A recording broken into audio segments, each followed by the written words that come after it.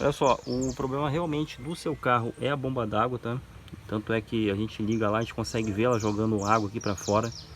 Aí a gente consegue ver pelo barulho e também ela vai respingando água aqui, né? Que seu carro tá baixando água. Quando chegou aqui ele tava bem lá embaixo. Eu até enchi para poder verificar se já aparecia até vazamento assim, a partir do momento que eu enchesse ali, mas não apareceu não. Conforme ela vai rodando ali, ela vai funcionando, ela vai jogando aos poucos água para fora.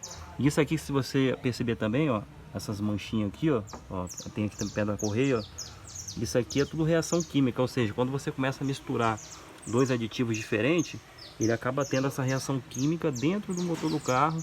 E aí, como ela está jogando para fora, ela vai marcando tudo, ó. Aqui também tem.